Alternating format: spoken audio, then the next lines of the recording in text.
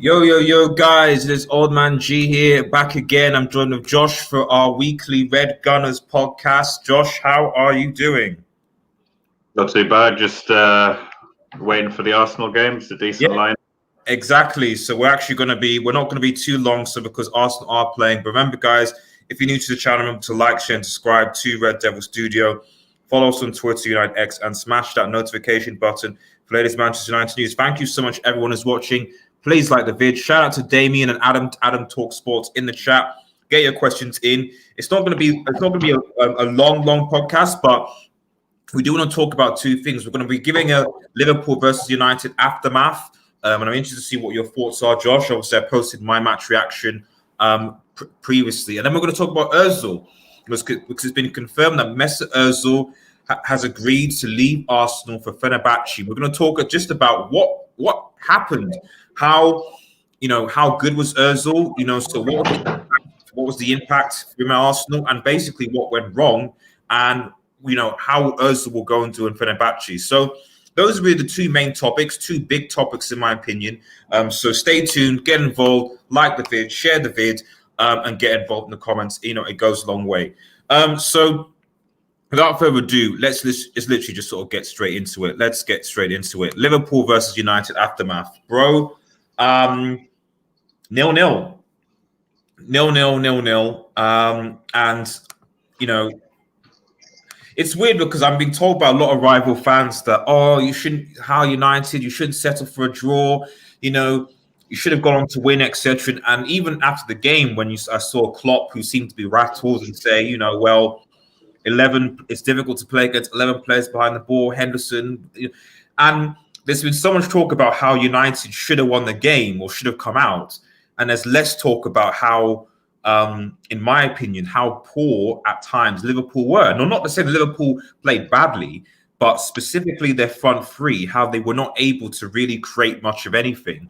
And to be honest, I can't remember David De Gea really making a key save, really. Alisson, I can remember, made at least 2 or 3, but De Gea, not really. I mean, I don't know if you watched the game, Josh. Did you remember De Gea making any key saves? No, there was a long shot from Thiago, but De Gea saved it comfortably. Other than that, they didn't test the keeper. Liverpool's front three is missing Jota. That's at the end of it. Jota raised the level of the front three because they've been there a while. Maybe not as hungry as they were in their first season. Mane seems to be, doing everything he can, but Mane's, the unselfish player. Mane will always pass it before he shoots. But when Firmino misses every chance, and then Salah's just been shocking. There's not a lot you can do, So they miss Jota very much. Yeah, and exactly what Damien said. United played their game plan perfectly because I don't know really what Klopp means by they were sitting back. Man United have played the same way all season, and they played the same way in that game. They're not a possession team. I haven't seen Man United dominate possession in many games from what I've seen. And Man United play on the counter, and they do it quick. It's not they don't park the bus. They just play counter attack. Man United always done that, and they do it fast. They don't mess around with it. And Man United arguably should have won. They had the better chances. Bruno had a shot on target, and also what's his name, Pogba. Pogba had really, United were unlucky not to win. Yeah, I mean, someone asked another question. A friend asked me, was basically like, is it that United are, because United have been unbeaten away from home since the last time we went to Anfield, which was a year ago, and under normal circumstances, I would say it was a good result. But what I want to know is like, is it that United have improved, that United are better, that United have closed the gap, or is it that because people would say to me, "Oh, it's not that United are doing particularly well; It's that the standards of Liverpool and City have dropped. So which one is it? Is it a mixture of both? Is it not? Is it not? You know, what is it? I think it's a mixture of both because City struggled without Aguero in the first five games of the season. I think they were trying out a new system because obviously, I mean, I've seen Sterling play centre forward this season. I've seen KDB. I've seen Mahrez. I've seen Foden play false nine. So I think City, I wouldn't say they necessarily dropped in quality. They were just trying to get the right balance. And in my opinion, they've definitely got the right balance now. So I wouldn't say City have dropped any quality. Liverpool, on the other hand, definitely have. And Liverpool's front three are just not as sharp as they were. They haven't scored in 3 games. When would you ever say that about a Liverpool team? That is true. And you have to give credit to United and City because they're winning games. Like United haven't lost since you guys, I think. Since Arsenal, which was what, November? No, October, November. October, I think. Yeah. Do you know what I mean? So you have to give them credit because it's not like they're not losing and they're winning a lot of their games and they're scoring, and away games as well. I think.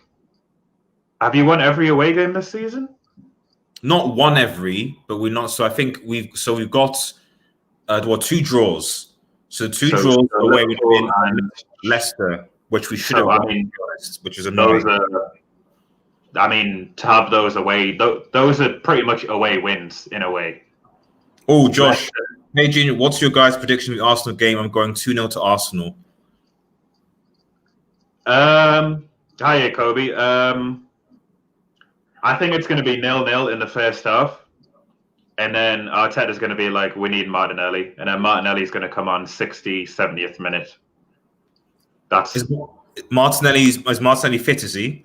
He's on the bench, yeah. He's on the bench, okay. In my opinion, when you have someone of that caliber on the bench, you play them. Yeah. Give them 45, 60 minutes. Because Aubameyang hasn't done anything for how many games? Why does he deserve a place? Xhaka has... Sorry, Damien says, but United haven't won against a top 6 team yet. Yeah, what are your thoughts on that, Josh? On that United haven't won against a top 6 team? Do you think that's a problem? Well, I think what do you mean by top 6? Yeah, see that's top 6. That's a good question because a lot of people say United haven't won against a team against the top 6, but technically, if you look at the current top 6, yes, we have because we've beaten Everton. Exactly. That's really the only sort of so. I think when people say they mean the traditional top 6, but I feel like the traditional top 6 is a made-up concept because what is the traditional top 6? I no disrespect to Arsenal, but Arsenal right now, for me, are not a top 6 club. And I'm not saying that in a kind of like but just no, based on what we're seeing right now, they can be, but what we're seeing right now, they're not. There are unfortunately there are better teams out there. Leicester City, Everton and so on are performing better on a consistent basis. And so the table, this is the thing I try to tell people, like the table that you see right now, yes, okay, we're only 17, 18 games in, but the teams that are there for a reason. We're almost halfway through the season, so every team has played each person once. Because I think it'll be next week, there'll be 19 games. So everyone has played everyone at least once, so the table doesn't lie. Because everyone has played everyone at least once. So the teams that are where they are deserve to be where they are. There's no luck, there's no fluke, there's no nothing. There's no, they have to play against this team. They played each other team once now. So the teams that are where they are where they are for a reason. If that makes any sense. Exactly. Yeah. And I mean, if you look at a Mourinho, managerial model, you just don't lose to the big 6. That's your only. As long as you pick up points against the rest of the people, it's fine. And they drew with Leicester. They drew with Chelsea. If you're talking about the big 6, they drew with Chelsea. They drew with City. Okay, they lost to Arsenal. which, I mean, to be honest, that was a penalty, whatever you want to call that game. Yeah. Liverpool, they drew with Liverpool, and who's the other? Yeah, so that's it, We drew with City as well. So they didn't. Okay, they lost one game. I mean, that's a pretty good record, isn't it? And to be honest, they were in those games. They never really looked like losing many of those games. So that's a pretty good record. As long as you're beating who you're supposed to beat, then it doesn't really matter, which they are doing. Why are people rating this Diallo kid wasn't a starter for his old club? Well, they must be seeing something that we're not seeing. He did start a few games for Atalanta, but there must be something there. So because you don't pay £37 million on a youngster if you don't think that there's some sort of potential. So there must be something there that we're not seeing. And I'm interested to see what it is, because he actually is a right winger.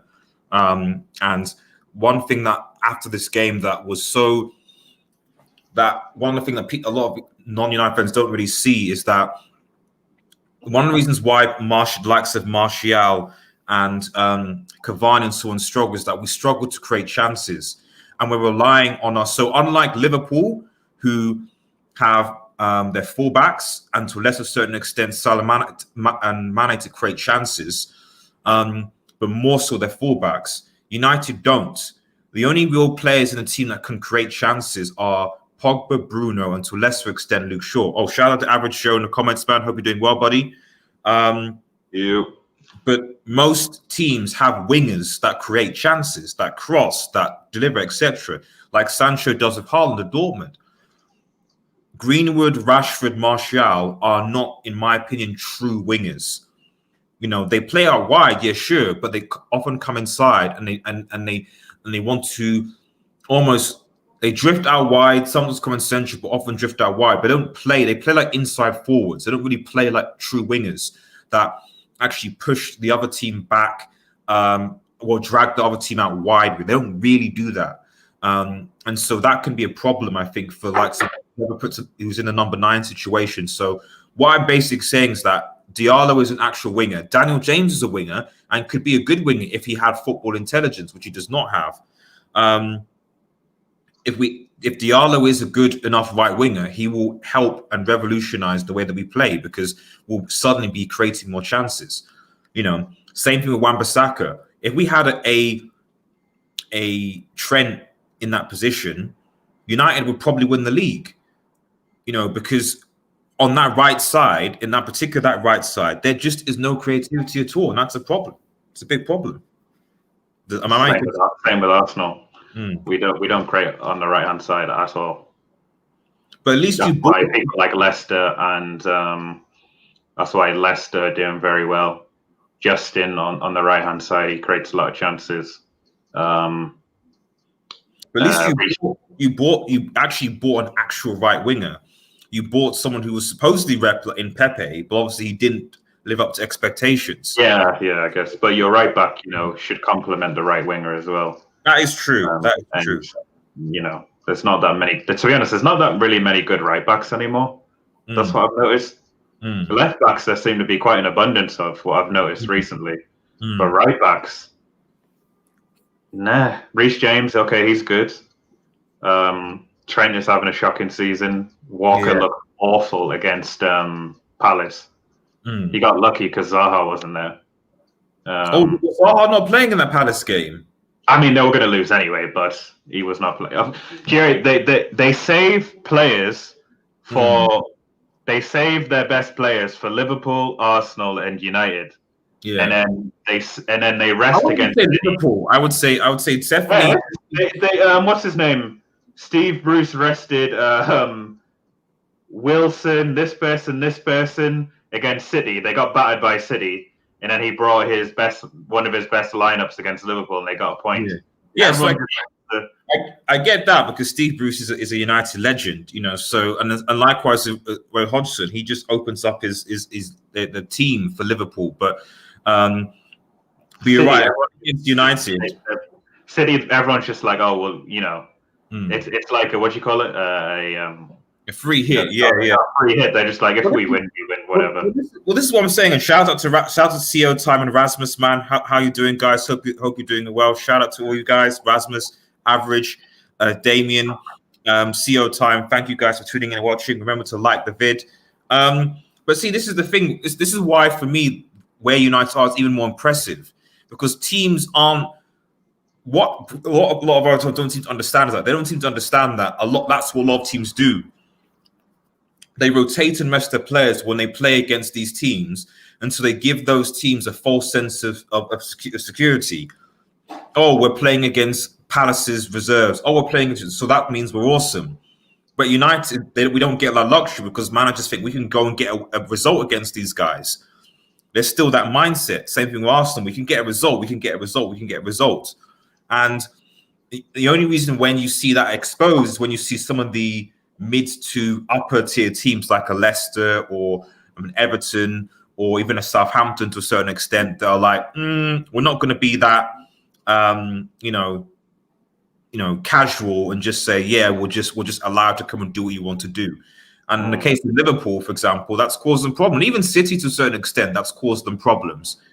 So, you've got to admire what United have done. But anyway, let's move on from that. Does anyone have any thoughts, any questions in the comments? Do you have any final thoughts? Oh, I guess the question is because I posted a tweet saying that in one game, Ole Gunnar Solskjaer kept United first and sent Liverpool fourth. And I want to quickly because I had a conversation with some guys yesterday about the fixtures and how, okay, yes, everyone is talking about, how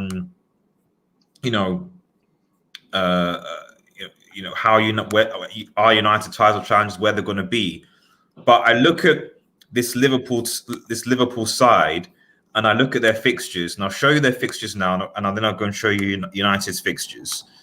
These are the fixtures that Liverpool have next. And can you honestly tell me, and these are them here, you can see, that they're going to win all of these. So this is for the remainder of January. Okay, wow. Forget about February. So they've got Burnley at home, United away. Obviously, we know they struggle with that, but that's the FA Cup. But let's put that to one side. They have Spurs away, and they have West Ham away. We know Liverpool's away form has not been great. And two of those teams that you see, arguably three, are certainly more defensive than United were. Arguably even better defensively in the case of Burnley and Spurs, because they've conceded less goals. Can you honestly see? Damon Longstaff masterclass incoming? No, he only does that against United. He only does that against United. That's true. Can you honestly see Liverpool winning all those games with where they are now? No. If they're not, those front three are quality, don't get me wrong. But it's like you see with Arsenal. I would say, obviously Mane and Salah are the main goal getters. I would say Mane probably looks like scoring more. But sometimes you can just lack that whatever, and it might take a while to get back. Aubameyang just looks like he's lacked that whatever, that X factor that he's had for so long. We've relied on him for so long, and it happens to the greatest players. But also, those greatest players, they know how to turn it around, or they make themselves effective. If they're not scoring, they have to make themselves effective some other way. And in my opinion, it can take a while for that goal scoring thing to come back. And I think they need Jota. I think Jota comes back in February sometime. Yeah, they're going to need him. They're going to have to take some risks. Maybe a Minamino in there because. Well, look at this. I look at these February. Well, that's an interesting wing. I'm surprised. I was actually surprised Minamino didn't come on because when he brought on Origi. Yeah, it was like the 3 subs he made. When I was when this happened, I was like, okay, he's happy with, because we're happy with a point, but isn't Klopp happy with a point? He brought on, his changes were Curtis Jones, Milner, and Origi after 85 minutes. How is that wanting to go out and win a game? I know they had limited options on the bench, but even if you changed the shape and you took maybe Firmino off and put Origi on, so okay, hit long ball target man maybe to get him to bully Maguire and Lindelof, because it's not like we had Bailly back there. We have Lindelof and Maguire. Bomb up, long ball up, get it ball in behind and cause them problems. You have Minamino, who can maybe give a bit more pace to run at, Trent, etc. But he didn't do that. He brought on another midfielder, Curtis Jones. He then brought on Milner, who you bring on usually to see things out. And I mean, United, I think, actually made the first change, and that was an attacking one. It was Martial for Cavani. Yeah. Do you know what I mean? That's why people, when I don't really get this argument where like, we settled for points. Like, but United were the ones that had showed the actual. I think that was actually Oli. People don't give Oli enough credit. Like, that's a psychological move right there, because even though it's like for like, it's still you're bringing on a fresh striker. That means you're trying to score a goal, and it worked. Like they almost scored, Bruno and what's his name and Pogba. So for me, that was more of a psychological thing. And I don't. Sometimes it feels like Klopp. He gets outfoxed by like the simplest of things. Do you know what I mean? Like Oli doing that. That's just a normal thing to do. Like it's not. It's a tactical move, but it's not too far fetched, And I looked at that midfield: Thiago, Wijnaldum, and Shaqiri. And for me, like that's not a risk take. For me, you should have put Fabinho with one of the young lads, Reece Williams or Nat Phillips, and then put Henderson in midfield, Thiago, and then a Minamino or Shaqiri. Because that midfield, that didn't really seem like a fully functioning midfield to me. Yeah, this and like he's playing safe. And this is the thing, and I see this a lot where like, Liverpool have injuries, we have injuries, as if every other team. When we last season, because Luke Shaw for me, we'll move on to Ozil in a second, but Luke Shaw for me was the man of the match in that game. Man of the match, and we missed Luke Shaw for a large period of time last season. Arguably, in my opinion, actually cost us the Sevilla semi-final, as well as the Chelsea semi-final as well, in my opinion, because they went down that side. But what happened? Did we moan? Did we cry? No. We brought in a youngster, Brandon Williams, to come into play. So this idea that like, we have no players. You have youngsters there. You have academy players. You have Reece Williams, you have Nate Phillips, I think it is. Play them instead in that position. That's what other teams do. That's what Arsenal have done. That's what Chelsea did when they had the transfer ban with a few positions. I just don't understand why, this is the frustrating thing as outcome, is that like the excuses that the media and info fans give to them that, Liverpool are exempt from any criticism and their players and the manager and the coach because they didn't have this. Their first majors, their first full fit team wasn't present, and the team defended too well, and water was wet, and the wind and all this stuff. Those excuses don't work simply because the Henderson and Fabinho defended great. It's not the defense, because your injuries are in defense. You have Mane, Salah, and Firmino. That's the front three you've had for the beginning of time. Do you know what I mean? So that excuse only works if you're leaking goals, because you have Van Dijk and Gomez and such injured. That doesn't work if those excuses don't work if Mane, Salah, and Firmino are fit. That makes no sense. Kaysa says, annoyed, I think we should have won. Yes. Yeah, I was annoyed as well, man. But at the same time, a point at Anfield was a good result. And to be honest, to me, if we continue playing the way we're playing and Liverpool continue playing the way they're playing, Liverpool are not finishing above United this season. No. That's Liverpool are actually going to be in and around there because of their draws, but draws aren't good enough to win a title. And we saw that in the City campaign. And if you look, I'll just go back and actually show you so you saw the Liverpool fixtures. These are the United fixtures for the remainder of this, and we're going to move on to Ozil quick because I know the game's going on, so it won't take too long. So these are the fixtures for the rest of January. Fulham away. I expect us to win. Obviously, Liverpool at home. I don't really care about the FA Cup, but it is what it is. Sheffield United at home. Again, I expect another win. You'd expect it. And then Arsenal away, which, if I'm honest, I would expect a loss because you guys always turn up against us and always perform well at the Emirates. I can't remember the last time we actually won it, aside from when Jesse Lingard made it his dancing stadium. I genuinely can't remember the last time we won there. So I guaranteed win. I don't know why. It just, that's the only game I can guarantee a win out of every team in the Premier League. Ollie, for whatever reason, Ollie can't beat Arteta, and I have no idea why. I've got no idea why either. I've got sadness on my face. No, I'm fine. What do you mean? Josh, bro, the sadness. No, that's it. That's like what you call. By the way, guys, like the vid, and shout out to Alfie Boys Gamers who's watching on Twitch as well. Thank you doing.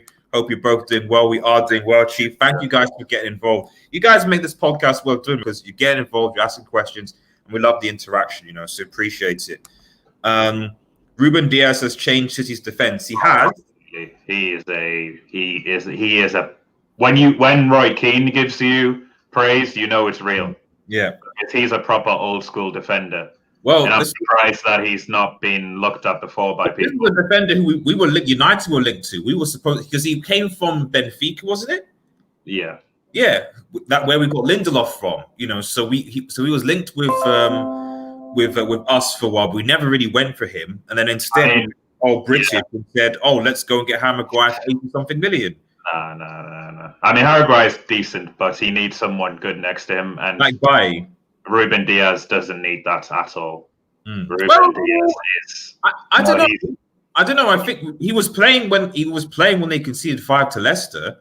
I think, yeah. Ruben Diaz. He just come in the Premier League. You can't expect him to hit the ground running. I think it's the centre back partnership. That's what I think. I think that this is what people don't understand. It's not also always just about there's only a few centre backs where they as an individual just make the defense better. There's only really a few. Company, for example, is a good example. Van Dijk obviously was. The likes of Ferdinand, Terry, and so on. Okay, those are where you take that defender, Thiago Silva, and they make the defense better. So Thiago Silva's another one. But the way I see with Ruben Diaz so far is that he's a very good defender, but I feel like the chemistry between him and John Stones helps the situation. Maybe. And I think that if it was Laporte or Otamendi or someone else, it wouldn't necessarily work because the only change I've seen is that he dropped Laporte. Laporte was supposed to be City's best defender, world class, etc. He's dropped him. He's not the first choice anymore. He's brought Stones in, and since then, the Stones and Diaz partnership has worked.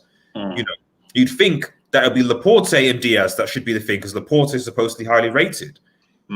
So although I think that he's a bit overrated. But anyway, let's quickly move on because I know that the Arsenal game is on to go. So quickly, bye Özil. Bye-bye Özil. Mesut Özil has obviously agreed to leave Arsenal to go to Fenerbahce, I think it is. Let's just get straight into it, Josh. How are you feeling about this? The situation and what? How do you feel? Yeah, it's weird, man. It is weird. But it is what it is, People come and go. I feel I'm kind of hit and miss because it just seems if Wenger was here, he might have gone, but it wouldn't have been in this manner. It just seems, for me, it's quite classless how this is ended. Because it's not even even Czech got a send off. And this it just happened. Bye, see you later. That's it. I don't know, man. Because obviously, I think there's mixed. What do you call it with him in the Arsenal backroom? I think it seems to be half and half. Loads of people speak highly of him, and then some people say he's a bit difficult. But I feel like, I mean, who's the one who gave him the contract in the first place? Number one. Two, I feel like he does. He probably has had disagreements with the higher ups and things like that. And for me, I understand. I mean, because at the end of the day, you say that he isn't. People say, I know he didn't get many assists in the final season he played for Arsenal, but he still created the most chances. So can you really say that he didn't work hard? He ran a lot of yards from the statistics as well. So can people say that he really didn't try? You can't really, in my opinion, a team should be built around Mesut Ozil. And instead, you try to cheap out here. You try to cheap out doing this and this and this. You sell your best players to rival teams. Well, I've always found it weird that, like, because and maybe there's an element of this from AFTV just saying, but when you look at the players that created things, okay, Sanchez aside, Ramsey, Iwobi, Ozil, etc. These were players, Arsenal players that created stuff, created the most chances for Arsenal in specific leagues, and to usher them out and not really replace them with actually creative. Essentially, Arsenal lack a creative midfielder, a playmaker, but what's weird is that their playmakers in Ramsey, in Ozil, and to a certain extent in Iwobi were chased out of the club and they replaced them. So now, even when, like, I don't know, maybe aside from Smith Rowe, who you're kind of relying on to do bits and pieces, they don't have anyone else. Yeah, that's a worry.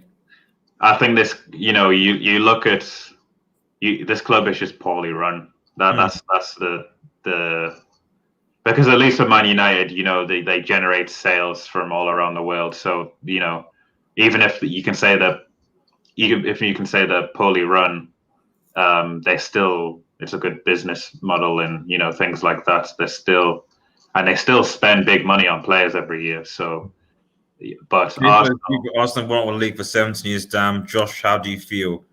Kobe Miranda says, "Is Tierney playing?" He is. He is. Good.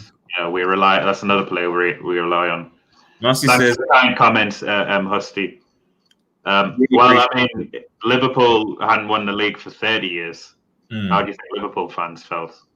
Like, I don't know what you're trying to ask me there, KSI. That's a strange question. It is true. People forget that and Man United haven't won it since 2013. Yeah, so that's 8 years. So it's just time. I don't really care. Like, as long as I'm watching good football. Anyway, but it's just the whole thing is just left a bit of a sour taste for me. You can call him a leech if you want to, because he could have left earlier. But I mean, he has a contract. You gave him that contract.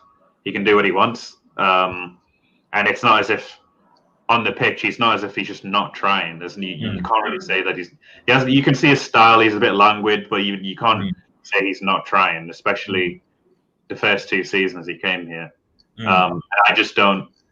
This club is poorly run. I think we need to get these parasites out of our club.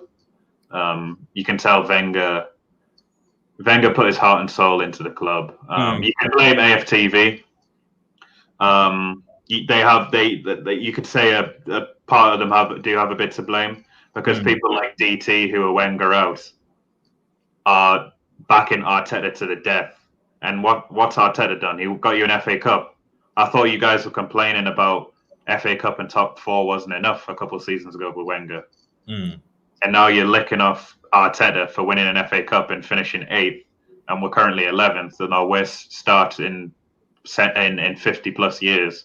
And you're looking off Arteta. So how does that make any sense? So for me, that's just like a toxic. It goes from like deep rooted into the club, like from the higher ups, you know. And it's for me, it's kind of why? For me, it's just making me like not enjoy us. So fundamentally, why do you think so? Because obviously this is asked, you know. So do you think that, you know, was he frozen out? Because this is what it comes to. What essentially happened? Is it because of his comments, or was it because of his attitude? Like, what is it? Because it has to be the comments. Because you look at, for example, I guess what I'm saying is that, you know, you look at poor Pogba, for example. You know, Pogba is a talented player, but Pogba has clearly said things and have said things at certain times that have made United fans and hierarchy and ball management annoyed.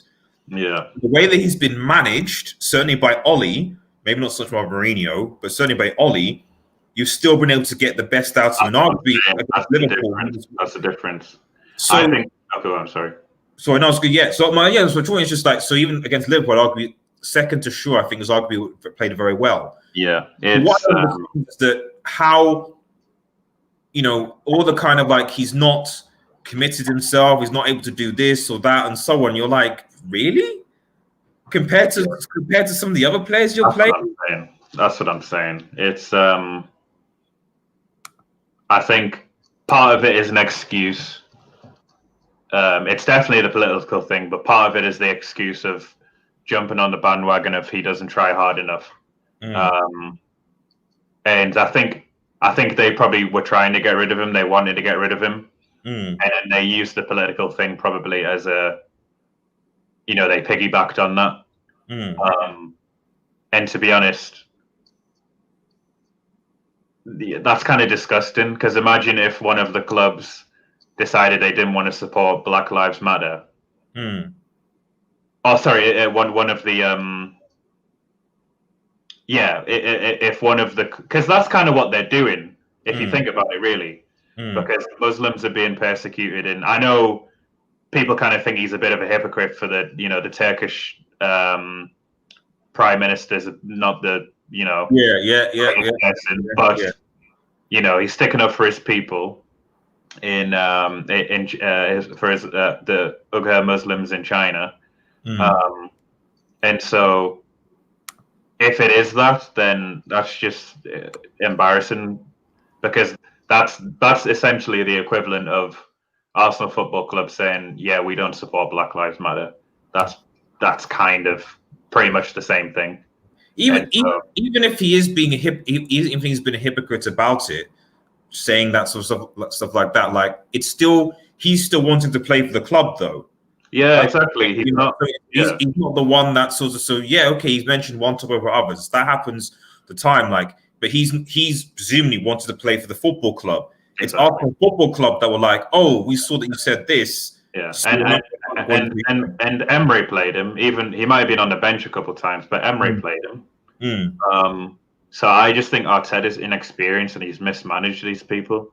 Guendouzi's balling at Hertha Berlin. I watched a game Hertha Berlin and somebody else. He was balling. He was playing really well. In my opinion, he's just mismanaged these players. He's inexperienced. Look at how Ollie's handled Pogba. Certain other players who outcast in a way. De Gea looks revitalized. Luke Shaw looks brilliant. But I'm gonna have to call it there, guys. Guys, thank you guys. Thank you guys so much for watching the stream. The Arsenal game is about. Like, what's your score prediction before you go, Josh? 1-0 to the Arsenal. 1-0 to the Arsenal. Guys, if you're new to the channel, to like, share, and subscribe to Red Devils. Follow us on Twitter, United X, and smash the notification button for latest Manchester United news. Have a nice day, everyone. See you. Cheers, guys.